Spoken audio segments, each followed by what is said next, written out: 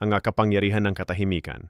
Ang pinaka-nakatatakot sa mga tao ay hindi galit, hindi sigaw, hindi maging pagtanggi. Ang tunay na nagpapagulat sa kanila ay ang katahimikan, dahil ang katahimikan ay misteryoso, hindi mahuhulaan. Pinipilit nito ang tao na harapin ang kanilang sarili ng walang abala. At kapag ang taong akala nila ay kontrolado nila, ay biglang tumahimik, biglang tumigil sa pagpapaliwanag, tumigil sa paghabol, tumigil sa pagbibigay ng kapangyarihan sa kanila, ang katahimikang iyon ay nagiging bangungot nila. Akala nila magmamakaawa ka. Akala nila lalaban ka. Akala nila masisira ka nang wala sila. Ngunit sa halip, ginawa mo ang isang bagay na hindi nila inaasahan, na wala ka sa kalakasan, walang ibinigay sa kanila. Walang tawag, walang mensahe, walang paliwanag, katahimikan lamang. At ang katahimikang yon ay mas malakas pa sa 1,000 salita. Araw-araw, inuulit-ulit nila ang mga sinabi nila. Gabi-gabi nagtataka sila kung wala ka na magpakailanman. Pinagdududahan nila ang kanilang sarili. Natatakot sa ibig sabihin ng iyong katahimikan. Ang kumpiyansa na dati ay suot nila tulad ng baluti ay nagsisimulang pumutok-putok. Ang kanilang pagmamalaki ay nagiging takot dahil tamaan sila ng katotohanan. Hindi ka na nangangailangan sa kanila. Sinabi ni Marcus Aurelius, mayroon kang kapangyarihan sa iyong isip, hindi sa mga pangyayari sa labas. Mapagtanto ito at mahahanap mo ang lakas. At iyon ang pinapatunayan ng iyong katahimikan. Hindi ka na kanilang manyika. Hindi ka na kanilang biktima. Ikaw ang nagkokontrol sa iyong sarili. At ang kontrol na iyon ay higit na nakatatakot sa kanila kaysa sa kahit anong bagay. Una, sinisira ng katahimikan ang kanilang ilusyon ng kontrol. Sinabi ni Epictetus, walang taong malaya na hindi Panginoon ng kanyang sarili. At walang nagpapatunay ng Panginoon ng higit pa sa katahimikan. Unawain ito. Kapag nag-react ka, sila ang nananalunan. Kapag nagdepensa ka, sila ang nananalunan. Kapag nakipagtalo ka, sila ang nananalunan. Dahil bawat salitang ibinibigay mo sa kanila ay patunay na mayroon pa silang impluwensya sa iyo. Ngunit kapag pinili mo ang katahimikan, binasag mo ang kanilang ilusyon ng kontrol. Akala nila kilala nila ang bawat reaksyon mo. Inaasahan nila ang galit. Inaasahan nila ang kahinaan. Inaasahan nilang bumabalik kang gumagapang. Ngunit sa halip, wala kang ibinigay. Walang salita, walang reaksyon. Kalmado lamang, matibay na katahimikan. Ang katahimikang iyon ay bagyo sa kanilang isipan. Hindi nila alam kung lumayo ka na. Hindi nila alam kung may pinaplano ka. Hindi nila alam kung maririnig ka pa nila muli. At ang kawalan ng katiyakang iyon ay pahirap dahil pinipilit sila ng katahimikan na umupo ng mag-isa kasama ang katotohanan, na hindi ka na nila kontrolado, na hindi ka desperado, na hindi ka maaabot. Kaya ang katahimikan ay hindi pagtakas. Ito ay pagpapahayag ng lakas. Sinasabi mo, hindi na ako sumasayaw sa iyong musika.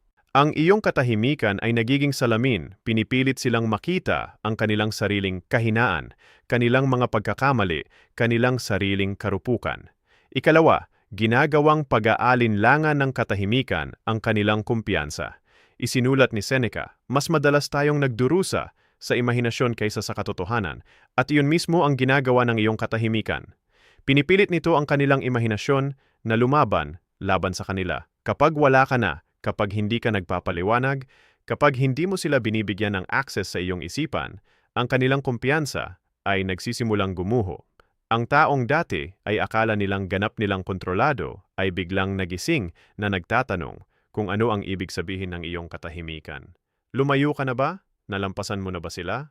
Napagtanto mo na ba na nararapat ka sa mas mabuti?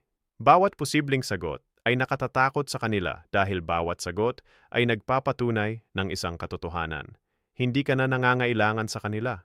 Ang mga tao ay hindi natatakot sa alam nila. Natatakot sila sa hindi nila alam at pinakakain ng iyong katahimikan ang takot na iyon.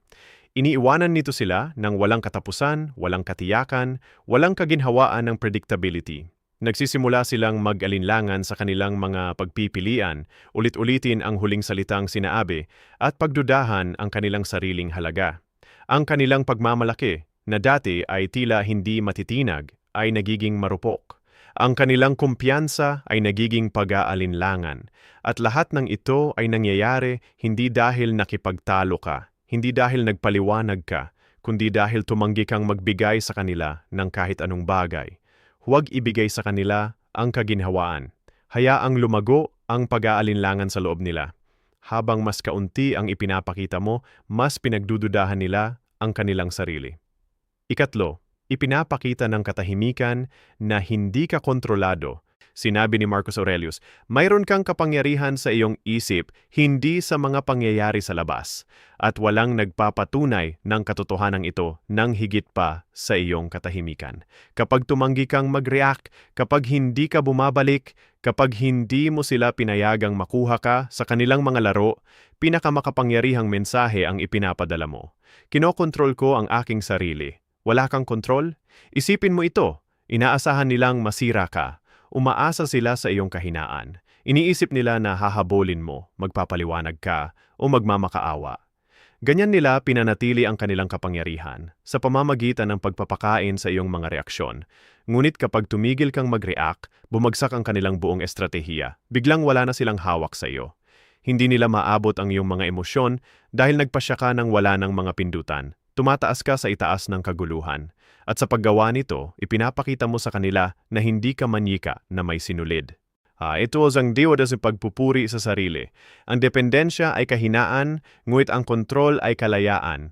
At ang iyong katahimikan ay buhay na patunay na hindi mo kailangan ang kanilang pagpapatunay, kanilang atensyon, o kanilang pag-apruba. Nakatayo kang buo nang wala sila.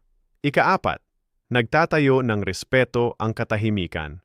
Sinabi ni Epictetus, una, sabihin mo sa iyong sarili kung ano ang gusto mong maging at pagkatapos gawin ang kailangan mong gawin. Ang respeto ay hindi nakukuha sa pamamagitan ng pagmamakaawa, paghabol o pagpapatunay ng iyong sarili. Nakukuha ito sa pamamagitan ng pag-alis ng may dignidad. At walang mas malakas na sumisigaw ng dignidad kaysa sa katahimikan.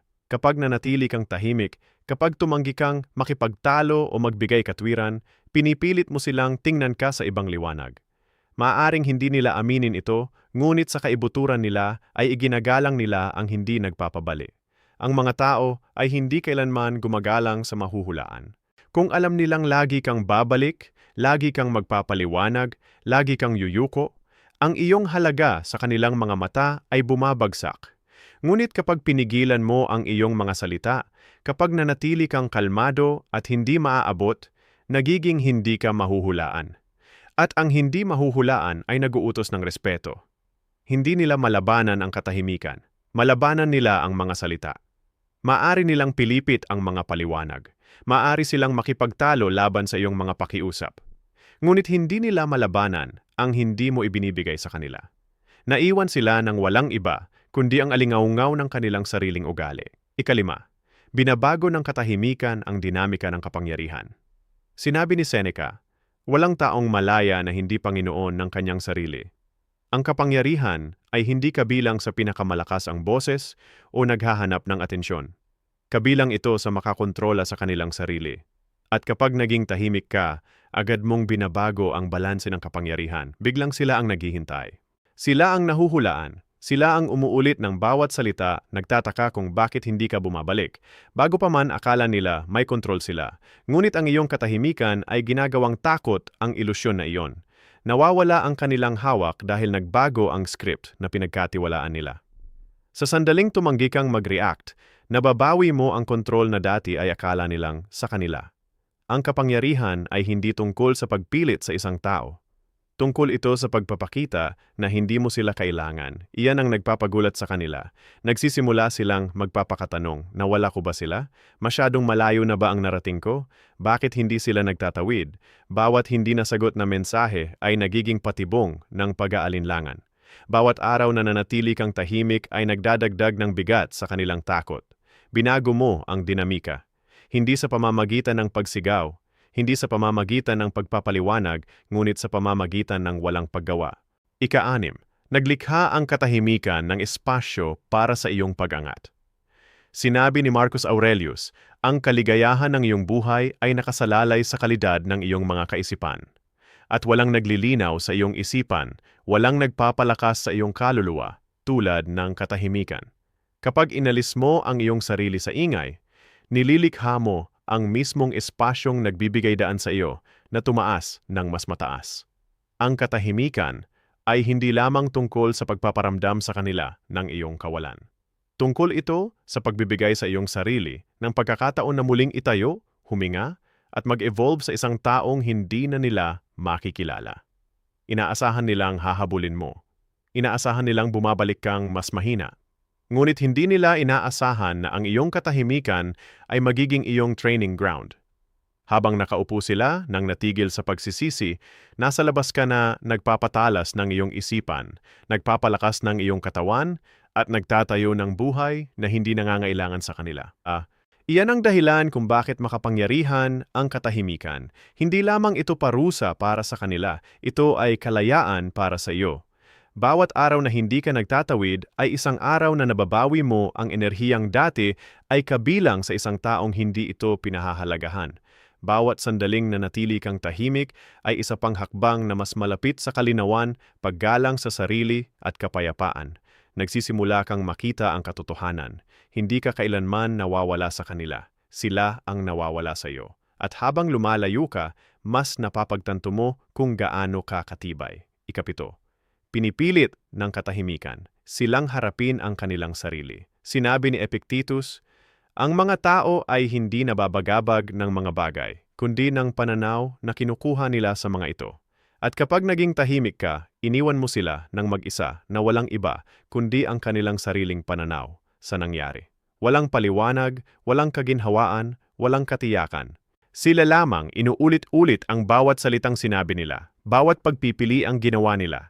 Bawat pagkakamaling nagtulak sa iyo palayo.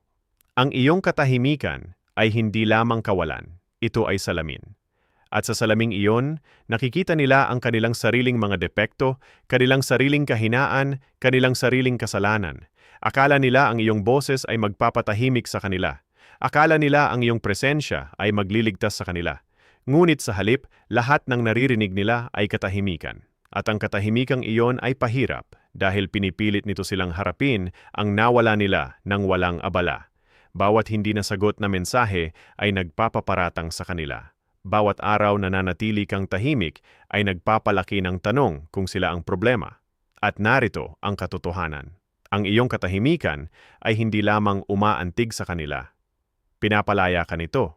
Ibig sabihin nito, hindi ka na nagdadala ng pasanin ng pagpapaliwanag ng iyong sarili. Hindi na nag-aaksaya ng enerhiya sa pagtatangkang maunawaan.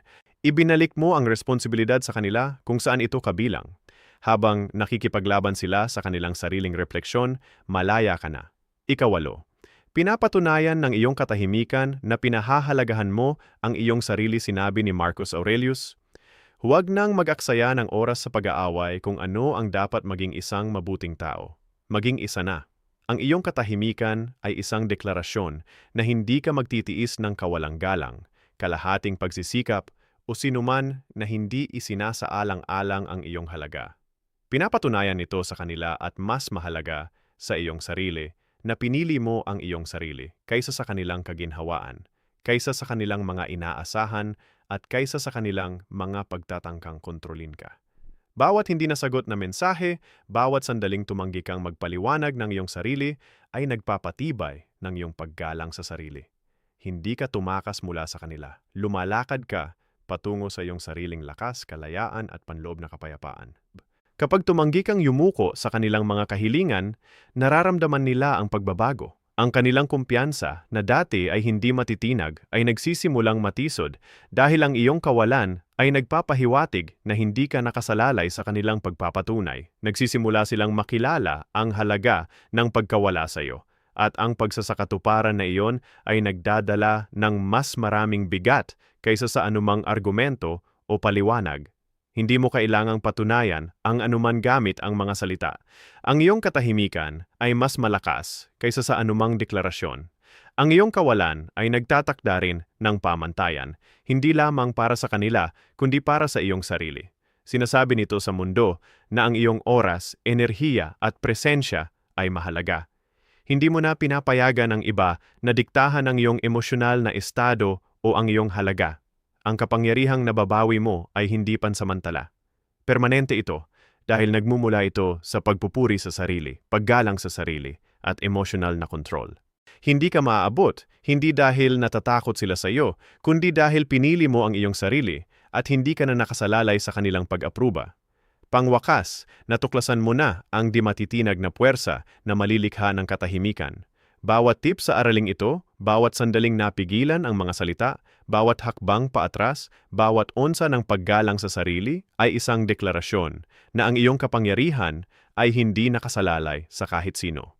Akala nila ang iyong kawalan ay sisira sa iyo.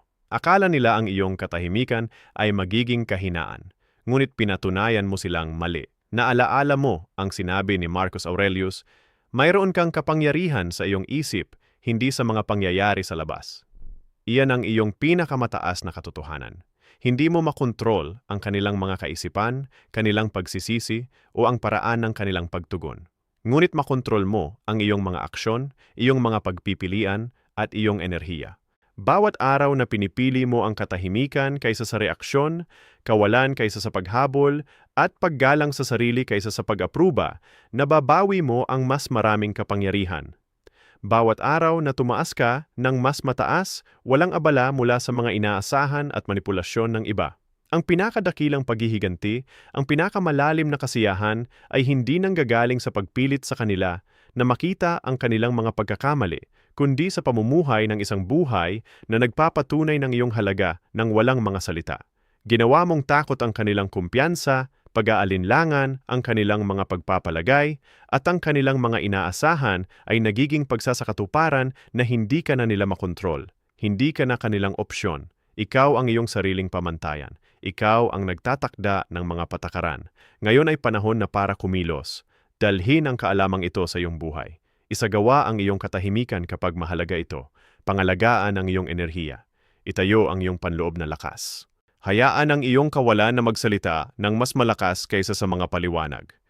At sa tuwing mararamdaman mong gustong bumalik sa hindi ka nagsisilbi, tandaan mo, hindi ka mahina, hindi ka matitinag.